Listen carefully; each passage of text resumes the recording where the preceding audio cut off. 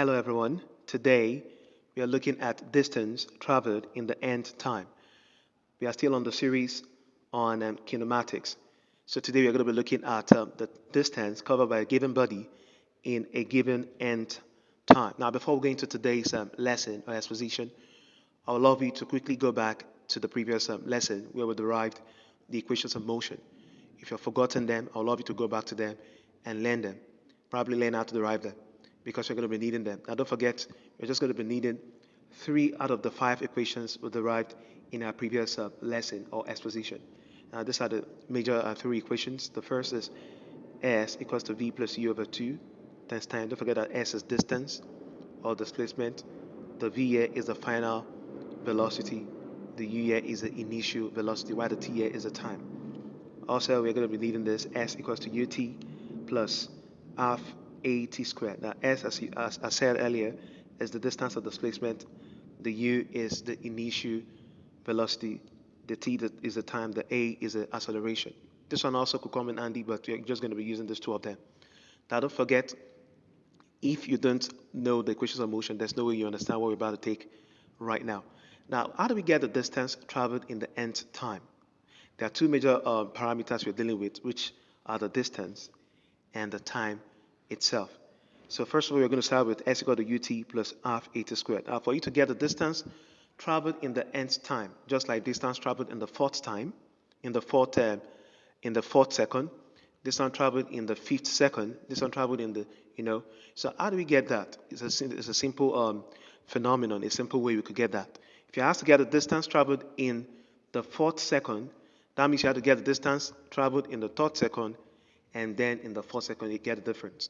Now, instead of us going through that stress, we can get formulas that will help us, easily solve that. So we're going to be using this first. Now, first of all, we're going to be working on acceleration of bodies along x axis. That's what we're going to be working on first. So that means everything we do here is along x axis, which is often acceleration for bodies from rest. So s equal to ut plus half at squared. Now, what do we do? Now, we're going to assume that the first time 1, we're going to assume that time 1 is n minus 1 second. That's the first thing we're going to assume. We assume that time 1 is this, then time 2 is just n second. So we're going to be getting the distance traveled along time 1 and distance traveled in time 2.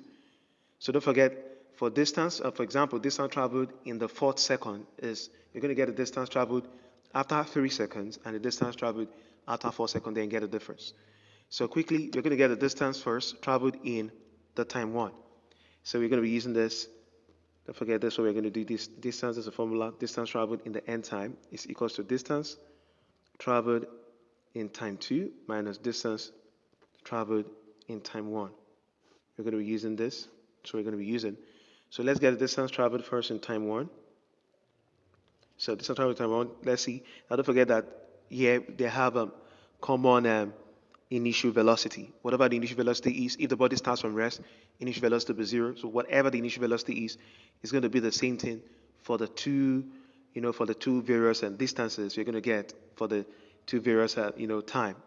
So the first st1, which is distance of time 1, is going to be initial velocity. Now don't forget the time.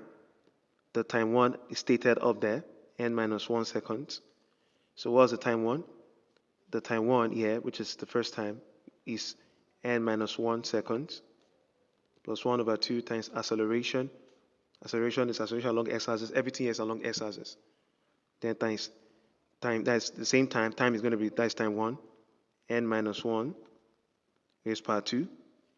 So distance for body for time 1 is u, n minus 1. Don't forget that the n is, the n represents, the n minus 1 represents the first time, and the n also represents the main time you're talking about, the fourth second, the fifth, whatever kind of second. So u bracket n minus 1 plus 1 over 2 times acceleration, n minus 1 raised power 2. So what do we do next? We're trying to get time 1. So that will be un. I open up this minus u plus a over 2, n minus 1 raised to power 2. So there's the first distance traveled in the time 1. It's already boxed up. So the next thing you're going to do now, you're going to get the distance traveled by the body in time 2. The distance traveled by the body in time 2. So that's what we're going to do. So the same thing, distance traveled by the body in time 2. Don't forget, they have the same initial velocity. They have the same initial velocity. They have the same acceleration, but the time is different. So how do we do that? So this distance traveled by the body in time 2, initial velocity remains the same. That's a constant. Now this time now is time 2. What's the value for time 2? Time 2 is n seconds. Assume that time 2 is n seconds. Then plus 1 over 2. Don't forget we are using this. This is what we are using. 1 over 2 acceleration is also constant. The time 2, n seconds raised to power 2. That's what we have. So what do we do next? You're going to open up. So this S2t, so un plus 1 over 2 a n squared. So what would that be next? That's time 2. Distance traveled by the body in time 2 would be un plus a over 2 n squared. That's what we have. So we've gotten our distance traveled in the second time. So we're going to box it up also. We're trying to derive a formula that will help us, help us to be able to easily solve it, instead of getting the first lesser distance and then the main distance, and then we gotta get the difference. This is far better than that. So what do we do now? How do we get the distance traveled in the nth time, or in the nth second? Don't forget that it's going to be distance traveled by body in time 2 minus distance traveled by body in time 1. So what's that going to be? That'll be un here plus a over 2 n squared minus all what we have here, this big stuff here, this un minus u right here, then plus a over 2 n minus 1 raised to power 2. That's what we have right here. So we're going to open up the brackets. That'll be un plus a over 2 n squared. Open up minus, don't forget, you open up this plus minus, so this sign here multiplies all what we have right in the bracket. So that'll be un plus u minus a over 2 n minus 1 squared. All this out together, just all this out together. So what do we do next? The next thing we do is this. Distance traveled in n time is un plus a over 2 n squared minus, we have it already, un here, plus u. Be very careful with the signs, n minus 1 squared. So un, we take out un. What do we have next? The next thing we have, just have to bring it down, this distance traveled in n time. That'll be u here, then plus a over 2 n squared minus a over 2 n minus 1 squared. So we have it all, everything is shaping up, so we're almost there. So we have this distance traveled in n time. This is u here, which is initial velocity. Now what can you observe here? You can observe that a over 2 is common. That'll be a over 2. So n squared minus n minus 1 squared. Now, if you know the difference of 2 squared, you should understand this. Under the difference of 2 squared, very, very important. That's why your mathematics basis is very, very important. It's very, very important that you have a very good foundation in calculations, just simple mathematics. How do we factorize the difference of 2 squared? S squared minus y squared. Don't forget, what do we do when we have s squared minus y squared? It will be s plus y, then s minus y. This does it. If you expand this, you're going to get s squared minus y squared. So you're going to use the knowledge of this difference of 2 squared to work on this. That's the next thing we're going to do. So what do we have? That is Sn time. This is u plus a over 2. Open the bracket. This n minus 1. Then this right here in bracket. Then another bracket. Then n plus n minus 1. This is what we have. We have this already. So what do we do next? The next thing we do, okay, we can have a bigger bracket out there. So n time is u plus a over 2. Open all the brackets, say n minus n plus 1. Right here, n plus n minus 1. So n time, distance traveled by body in the n time is u plus a over 2. This goes out. Ordinary 1 times 2n minus 1. That's what we have right here.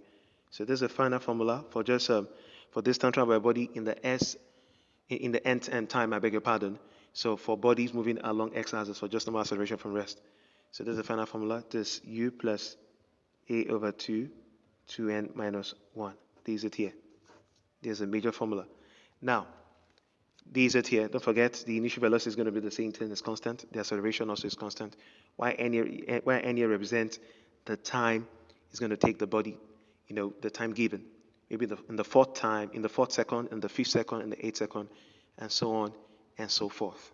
Okay, we're going to be looking at the distance traveled in the nth time for bodies traveling along y-axis, that is for rising and falling bodies. Don't forget this is acceleration of bodies under the effect of gravity. So you're still going to be using the same formula. This s equal to ut plus r eta squared. This very equation of motion. So you're going to be using it to derive this very formula also.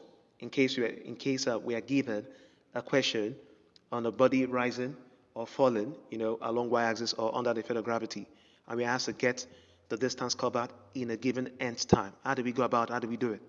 Now let's see what we're going to do. First of all, we're going to be looking at rising bodies. We're going to be looking at rising bodies. Let's see what rising bodies look like.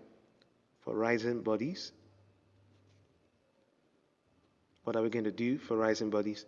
Now don't forget, when a body is rising, there are certain things we have to know. For acceleration of bodies either rising or falling, as far as the body is under the effect of gravity, there's the result is always a constant, which is gravity, 10 meters per second squared. So if a body is rising, for acceleration along bodies that are rising, acceleration is going to be minus gravity, or minus 10 meters per second squared, because gravity is 10 meters per second squared. So that's what we have here. So after we've known this, now let's see, we're going to have two major time. The first time is n minus 1 second. The second time is the n second itself, which is the mean time. The n second itself. So we have this now for bodies that are rising. Don't forget, if a body is rising, it is minus 10 meters per second squared because it's disobeying gravity. Gravity is being disobeyed for bodies that are rising. So now how do we do? You're going to use this.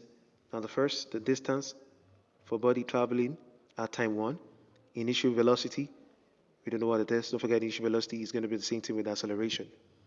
So initial velocity is this for the time, n minus 1 second, plus 1 over 2. Acceleration is minus gravity because the body is rising against gravity. Then the time, n minus 1 squared, s equal to ut plus half at squared. So we have it here already. So distance for time 1, that's going to be un minus u, right here, plus this minus gravity over 2, n minus 1 raised to power 2. We have the first distance already boxed up here. So you're going to get the next distance. That's for time 2. Don't forget, for time 2 now, time 2 itself is n seconds. It's n seconds, so it's just one more than the first time. N minus 1 plus 1 will give you n. So now for time 2, distance for bodies traveling at time 2 will be equals to, don't forget this s equal to ut plus half at squared, so that'll be s, that is distance for time 2, that'll be initial velocity, is constant. So the time itself, time 2 is n seconds. So we have it right here, then plus 1 over 2. Acceleration is minus gravity. Don't forget, the body was rising, disobeying gravity, minus gravity. Then the time is just n seconds, is raised to power 2, just n seconds raised to power 2. N seconds raised to power 2, that's what we have. So what's next in? The distance of body traveling like this, that's un plus minus gravity raised to power 2, n squared. You have it already for the second. Now don't forget the formula we stated in the first, in the very first formula derived. We say for distance of body traveling the nth time, it will be distance for time 2 minus distance for time 1. We're going to use the same thing here, the same rule.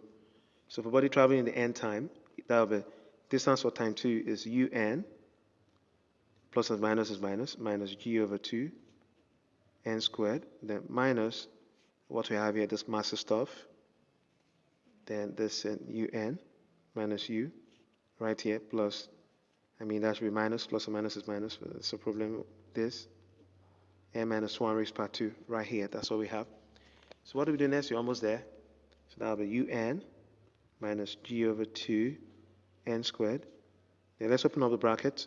This minus un, minus and minus is plus u. This minus times this, minus and minus is plus g over 2 n minus 1 raised to power 2.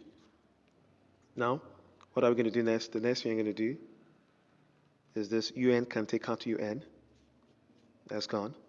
So we have our us standing right here, plus g over 2 n minus 1 raised to power 2 minus g over 2 n squared. So we've almost got to what we want. So the distance traveling the n time would be u right here. Now don't forget these two can be brought together. Now what is common? G over 2 plus g over 2 n minus 1 squared minus n squared. This one should be in the bracket just like this. So what do we have? Distance in the n time. So I have u plus g over 2. Don't forget s squared minus y squared. Difference of 2 squared, s minus y, then s plus y. Don't forget, that's very important.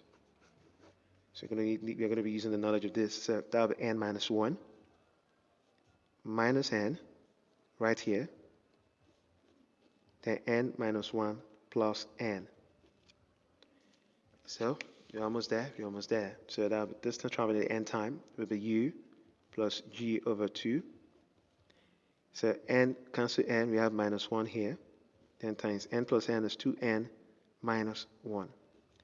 So we can open up the brackets at s like this, u plus g over 2. So minus times this is minus 2n plus 1. So we can say u plus g over 2, 1 minus 2n. That's the distance traveled in the nth time. So that's what we want. This is what we have been looking for. There's a formula. Now don't forget that the n represents the time itself. So if they say distance traveled in the 4th second, just use this for bodies that are rising. For bodies that are rising against gravity. This is for acceleration of bodies under the effect of gravity, either rising or falling. But first of all, this is for rising bodies. So quickly, we are going to be looking at for falling bodies. So bodies that are falling. It's almost the same thing with this. For falling bodies, the difference is that for falling bodies, acceleration will be, for falling bodies, acceleration according to gravity will be positive.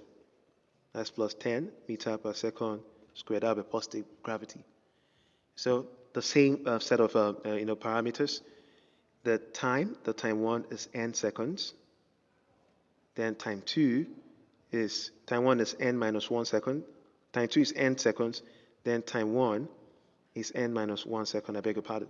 So this is the first time n minus 1 second, and this is the second time n second. This is the main time we are talking about. So we're still going to be using s equal to ut plus half at squared. S equal to ut plus half at squared. That's what we're going to be using. Nothing has changed. You're going to use this. So don't forget everything here is along y axis, apart from time, which is a scalar quantity. So first of all, for distance for time 1, what are we going to do for distance for time 1? Initial velocity is just going to be the same thing. Then the first time, n minus 1. N minus 1, that's the first time. Then plus 1 over 2. Acceleration, this time around, is going to be positive because the body is falling, it's obeying gravity. Then times time 1, n minus 1 squared. We have everything planned out like this. So distance, here that will be u open bracket n minus 1, like this. Then plus 1 over 2 times gravity times n minus 1 squared. So we're going to open up this bracket. We open up the bracket. So that will be un minus u plus g over 2 n minus 1 squared. That's that. For time 1, we're going to box it up like this and keep it somewhere. So we're going to get for time 2 now. Time 2 is the next you're going to get. So how do you get that? The same way. There's no difference. The same way. That will be distance for body traveled along time 2. Initial velocity, constant. It's not going to change for time 2. Time 2 is just n seconds. Don't forget time 2 is just n seconds. So that will be un. Then plus 1 over 2 times acceleration, positive gravity, times 2, times time 2, that's n squared, just like this. So what do we have? That will be this un plus gravity over 2 n squared. This is what we have right here exactly. So what do we do next? The next thing we're going to do now, we're going to bring them together.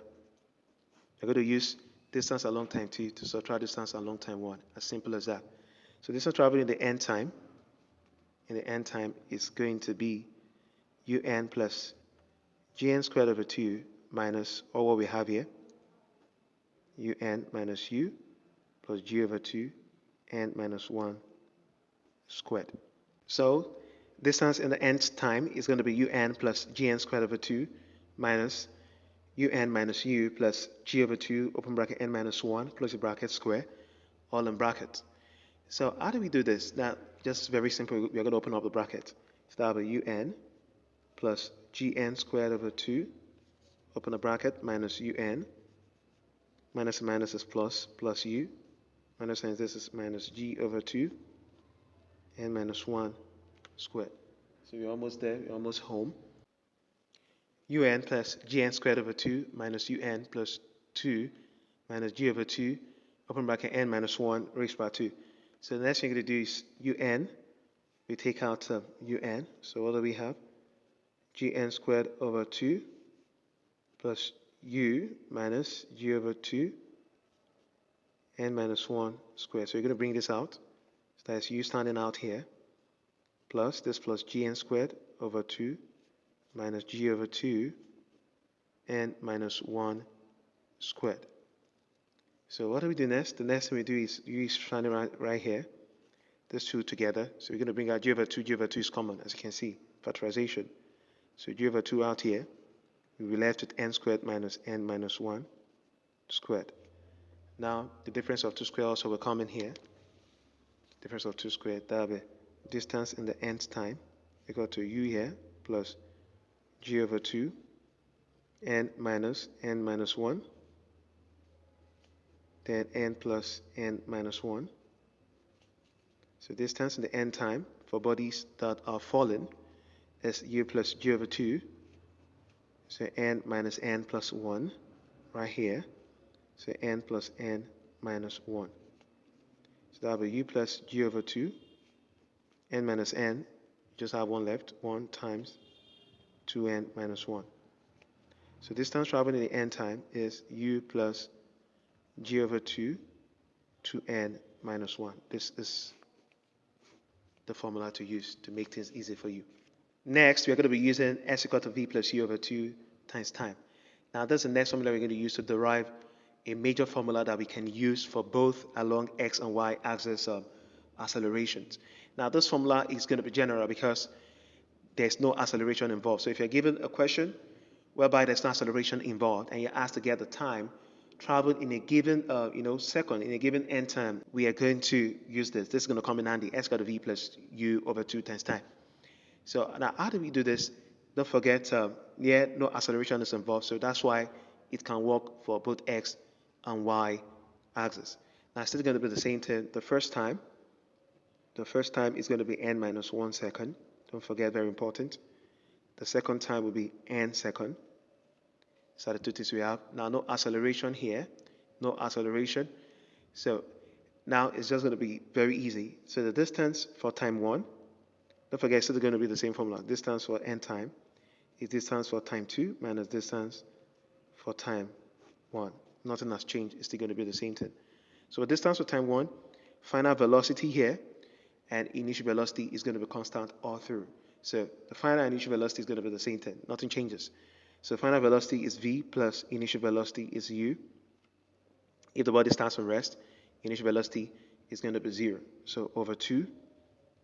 Then times the time, the first time is n minus 1. That's why we're dealing with time 1. So what's that going to be then? I think we have what we want already. That's the first. Then for time 2, for distance for a body traveling the second time, that will be v plus u, the same thing, over 2 times n. So don't forget, everything here is in meters. Distance is in meters. So what do we do now? For distance traveled by the body in the nth time, that will be for distance traveled by the body now in time 2 minus that of time 1. So that's going to be v plus u over 2 n minus v plus u over 2 n minus 1. If you know, you need the basic knowledge of expansion, how to open the bracket to expand. So you're going to use that. So that'll be, let's use this to multiply this. So n times v, that'll be vn times nu over 2 minus, let's open up the bracket here. V times n is vn minus v plus nu or un, whatever, times u right here over 2 vn minus v plus nu times this u. So the next thing I can do now is open up the bracket. So I have a vn plus nu over 2 minus, let me just say, let me put my plus here, plus. Let me say a plus connects and plus. Then open up minus vn plus v minus nu plus u over 2. So the next thing we do now, right now, is these two are the same, the bases are the same, so we can collect the like terms of there. Just bring together the values on top. So what do we have up? Vn plus nu minus vn plus v minus nu plus u all over 2. So what do we do next? So it's simple. So vn takes out vn, nu takes out nu. What do we have left? Distance in the n time will be v plus u over 2, which is equals to average. Is average velocity. Wow, that's very strange. That's average velocity. So for bodies that are falling, that are dropping down to the earth, now the distance traveled in the nth time, maybe in the 4th second, 5th second, whatever, for bodies that are falling, is equals to the average velocity. That is, if you are given the initial and the final velocity. As simple as this. So all those formulas, please. I'd love us to learn all those formulas. Learn them up, because in the next lesson, we're going to be using them for our calculations. So at the very point in time, we're drawing the curtain on today's exposition. If you found this resourceful, please subscribe to this very channel and share this lesson with others. See you in the next lesson. Thanks.